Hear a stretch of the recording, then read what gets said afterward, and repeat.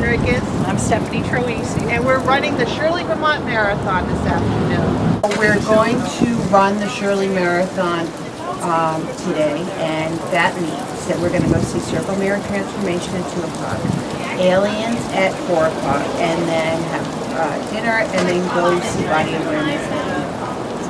We've been subscribing with about 6 other people to the SpeakEasy for 10 years now, and I was an undergraduate at BU, so I've been going to the Huntington for a very, very long time. And Company One is an up-and-coming theater company that we've been enjoying a couple shows a year, and are really enjoying this opportunity to see us together. My thoughts about going in the play is that I don't know anything, and I'm excited actually to kind of get into a playwright's mind for an entire day. Yeah. And I think that's what's exciting for me. It's great to find new playwrights. So this is a great experience to see some great actors that I know and pieces that I don't know anything about. So I'm looking forward to kind of finding out more. Well, we finished the first play of the marathon, Circle Mirror Transformation, and 2 to go. 1 down, 2 to go, and I almost wish we had more time between. We're going to run right up to Aliens, but because there's a lot to talk about. I have a feeling that we're going to be talking about this marathon for a lot of reasons for a long time. And I can't wait to see how it unfolds. Yeah. So Circle Mirror Transformation is about a teacher named Marty, and she's got 4 students in this acting class, and they do theater games.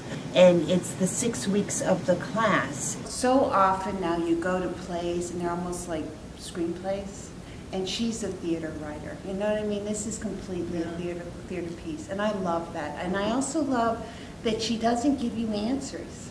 She unfolds the plot, but she doesn't make easy solutions, and she kind of lets you come to your own, place with what's happening, but you're not sure, but she also leaves you satisfied. And that's a hard thing to do. Within the first 15-20 minutes, it wasn't necessarily all about the dialogue. No. It was really amazing little vignettes with the body language to get that, to have that. We're here. We just finished the second show in the marathon. We had some almonds during intermission to kind of get us through, and a little water.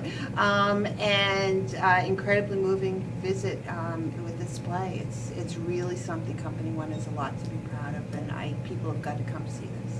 It's about these 2 guys who are sort of loitering and focusing on poetry and doing all this, but they're artists in their own way. And there's this high school kid who is sent out to kick them off the property, and these 2 guys let him into their world. When they're talking about Shirley High School, you almost wonder if the character Lauren from the first show isn't go to high school with Evan, and is she mean to him, and couldn't they be friends and all that kind of stuff. But I just love that it's that mix. It's that mix of age groups. It's a mix of generations. It's people sometimes that you don't think actually would interact with each other, and that's what I appreciate, because sometimes plays are so set strict with generational stuff that I kind of liked that the young kid talking to the older ones, and which was in the first play too. Yeah. So this is kind of a combination, different levels, but they're all kind of connecting in different ways, and that's what I appreciate. Yeah.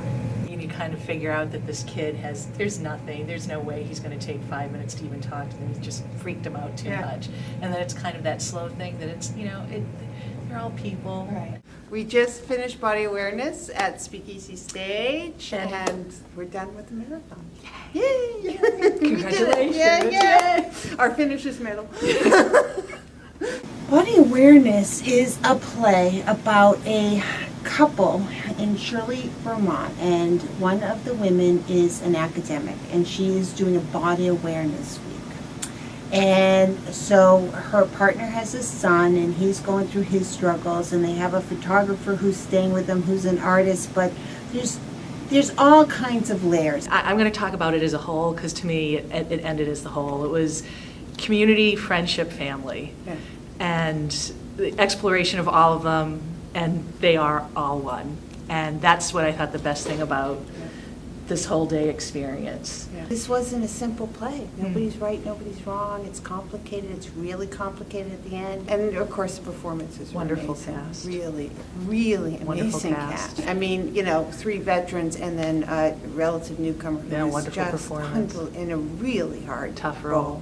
tough role, so it was great. This is really an opportunity to see a brand new playwright who I didn't know before, and who's really impressive. So, yeah, I feel like I visited the town, but I also feel like I got a gift of meeting a new playwright.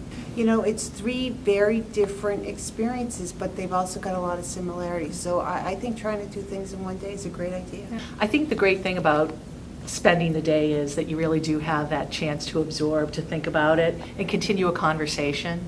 Yeah. The conversation was ongoing all day, and while I think that all 3 would create provocative conversations no matter when you see them, or if you did it at different times, I think it's an added bonus of being able to absorb and think about it and continue to kind of revisit.